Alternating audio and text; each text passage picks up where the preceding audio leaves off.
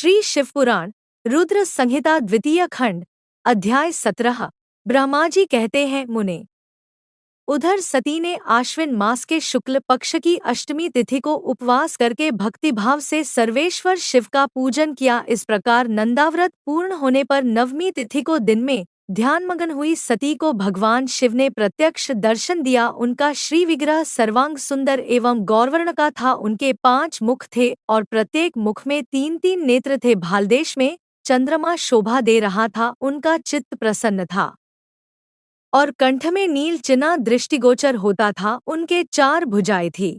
उन्होंने हाथों में त्रिशूल, ब्रह्मकपाल, वर तथा अभय धारण कर रखे थे। भस्ममय अंगराग से उनका सारा शरीर उद्भासित हो रहा था। गंगाजी उनके मस्तक की शोभा बढ़ा रही थी। उनके सभी अंग बड़े मनोहर थे। वे महान लावण्य के धाम जान पड़ते थे। उनके मुख करोड़ों चंद्रमाओं के समान प्रकाशमान एवं आह्लादजनक थे। उनकी अंकांति करोड़ों कामदेवों को तिरस्कृत कर रही थी तथा उनकी आकृति स्त्रियों के लिए सर्वथा ही प्रिय थी। सती ने ऐसे सौंदर्य माधुर्य से युक्त प्रभु महादेव जी को प्रत्यक्ष देखकर उनके चरणों की वंदना की। उस समय उनका मुख लज्जा से झुका हुआ था। तपस्या के पुंज का फल प्रदान करने वाले महादेव जी उन्हीं के लिए कठोर व्रत धारण करने वाली सती को पत्नी बनाने के लिए प्राप्त करने की इच्छा रखते हुए भी उनसे इस प्रकार बोले। महादेव जी ने कहा, उत्तम व्रत का पालन करने वाली दक्षनंदिनी, मैं तुम्हारे इस व्रत से बहुत प्रसन्न हूँ। इसलिए कोई वर मांगो, तुम्हारे मन को जो अभीष्ट होगा वही वर मैं तुम्हें दूंगा। ब्रह्माजी कहते हैं, मुने। जगदीश्वर महादेव जी यद्यपि सती के मनोभाव को जानते थे तो भी उनकी बात सुनने के लिए बोले, कोई वर मांगो। परंतु सती लज्जा के अधीन हो गई थी। इसलिए उनके हृदय में जो बात थी उसे वे स्पष्ट शब्दों में कह न सकी। उनका जो अभीष्ट मनोरथ था वह लज्जा से आच्छादित हो गया। प्राणवल्लभ शिव का प्रिय वचन सुनकर सती अत्यंत प्रेम में मग्न हो गईं। इस बात को जानकर भक्तवत्सल भगवान शंकर बड़े प्रसन्न हुए और शीघ्रतापूर्वक बारंबार कहने लगे, वर मांगो, वर मांगो। सत्पुरुषों के आश्रय भूत अंतर्यामी शंभु सती की भक्ति के वशीभूत हो गए थे। तब सती ने अपनी लज्जा को रोककर महादेव जी से कहा, वर देने वाले प्रभो, मुझे मेरी इच्छा के अनुसार ऐसा वर दीजिए जो टल न सके। भक्त वत्सल भगवान शंकर ने देखा सती अपनी बात पूरी नहीं कह पा रही हैं। तब वे स्वयं ही उनसे बोले, देवी, तुम मेरी भार्या हो जाओ। अपने अभीष्ट फल को प्रकट करने वाले उनके इस वचन को सुनकर आनंदमग्न हुई सती चुपचाप खड़ी रह गईं, क्योंकि वे मनोवांछित वर पा चुकी थी। फिर दक्षकन्या प्रसन्न हो दोनों हाथ जोड़ मस्तक झुका भक्तवत्सल शिव से बारंबार कहने लगी। सती बोलीं, देवाधिदेव महादेव, प्रभो, जगतपते, आप मेरे पिता को कहकर वैवाहिक विधि से मेरा पाणिग्रहण करें। ब्रह्माजी कहते हैं, नारद, सती की यह बात सुनकर भक्तवत्सल महेश्वर ने प्रेम से उनकी ओर देखकर कहा, प्रिये, ऐसा ही होगा। तब दक्षकन्या सती भी भगवान शिव को प्रणाम करके भक्तिपूर्वक विदा मांग जाने की आज्ञा प्राप्त करके मोह आनंद से युक्त हो माता के पास लौट गईं।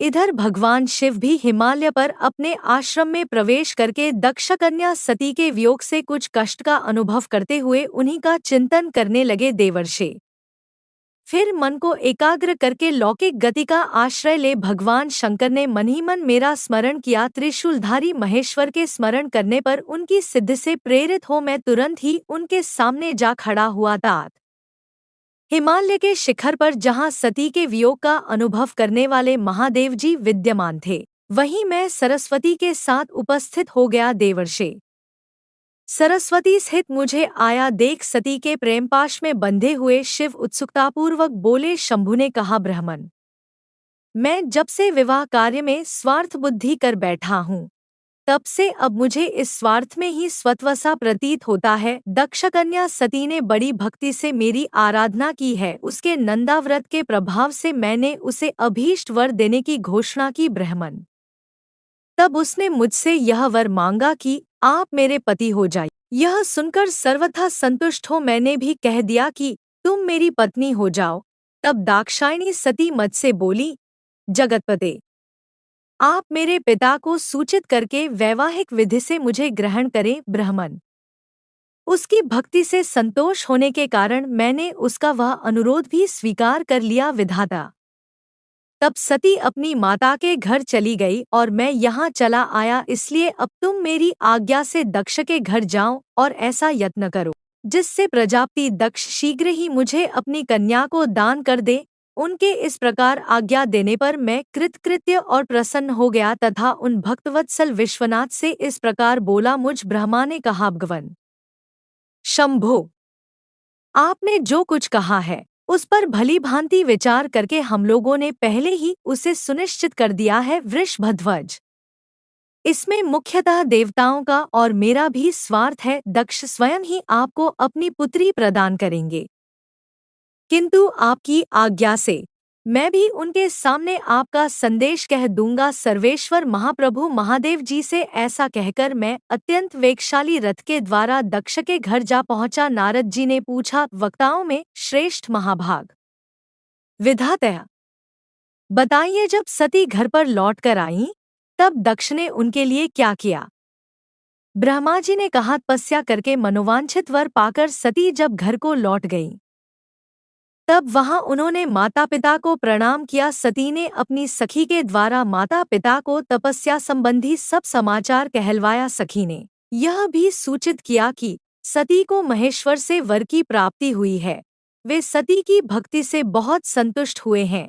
सखी के मुँह से सारा वृत्तांत सुनकर माता पिता को बड़ा आनंद प्राप्त हुआ और उन्होंने महान उत्सव किया। उदारचिता दक्ष और महामनस्विनी वीरिणी ने ब्राह्मणों को उनकी इच्छा के अनुसार द्रव्य दिया तथा अन्यान्य अंधों और दीनों को भी धन बांटा। प्रसन्नता बढ़ाने वाली अपनी पुत्री को हृदय से लगाकर माता वीरिणी ने उसका मस्तक सुंधा और आनंदमग्न होकर उसकी बारंबार प्रशंसा की। तदंतर कुछ काल व्यतीत होने पर धर्मज्ञों में श्रेष्ठ दक्ष इस चिंता में पड़े कि मैं अपनी इस पुत्री का विवाह भगवान शंकर के साथ किस तरह करूं। महादेव जी प्रसन्न होकर आए थे, पर वे तो चले गए। अब मेरी पुत्री के लिए वे फिर कैसे यहाँ आएंगे? यदि किसी को शीघ्र ही भगवान शिव के निकट भेजा जाए तो यह भी उचित नहीं जान पड़ता, क्योंकि यदि वे इस तरह अनुरोध करने पर भी मेरी पुत्री को ग्रहण न करें तो मेरी याचना निष्फल हो जाएगी। इस प्रकार की चिंता में पड़े हुए प्रजापति दक्ष के सामने मैं सरस्वती के साथ सहसा उपस्थित हुआ। मज पिता को आया देख दक्ष प्रणाम करके विनीत भाव से खड़े हो गए। उन्होंने मुझ स्वयंभू को यथायोग्य आसन दिया। तदंतर दक्ष ने जब मेरे आने का कारण पूछा तब मैंने सब बातें बताकर उनसे कहा, प्रजापते, भगवान शंकर ने तुम्हारी पुत्री को प्राप्त करने के लिए निश्चय ही मुझे तुम्हारे पास भेजा है। इस विषय में जो श्रेष्ठ कृत्य हो उसका निश्चय करो। जैसे सती ने नाना प्रकार के भावों से तथा सात्विक व्रत के द्वारा भगवान शिव की आराधना की है, उसी तरह वे भी सती की आराधना करते हैं। इसलिए दक्ष भगवान शिव के लिए ही संकल्पित एवं प्रकट हुई अपनी इस पुत्री को तुम अविलंब उनकी सेवा में सौंप दो, इससे तुम कृतकृत्य हो जाओगे। मैं नारद के साथ जाकर उन्हें तुम्हारे घर ले आऊंगा, फिर तुम उन्हीं के लिए उत्पन्न हुई अपनी यह पुत्री उनके हाथ में दे दो। ब्रह्मा जी कहते हैं, नारद, मेरी यह बात सुनकर मेरे पुत्र दक्ष को बड़ा हर्ष हुआ। अत्यंत प्रसन्न होकर बोले, पिताजी, ऐसा ही होगा मुने। तब मैं अत्यंत हर्षित हो वहां से उस स्थान को लौटा जहां लोक कल्याण में तत्पर रहने वाले भगवान शिव बड़ी उत्सुकता से मेरी प्रतीक्षा कर रहे थे। नारद, मेरे लौट आने पर स्त्री और पुत्री सहित प्रजापति दक्ष भी पूर्ण काम हो गए। वे इतने संतुष्ट हुए मानो अमृत पीकर अघा गए हों। ओम नमः शिवाय।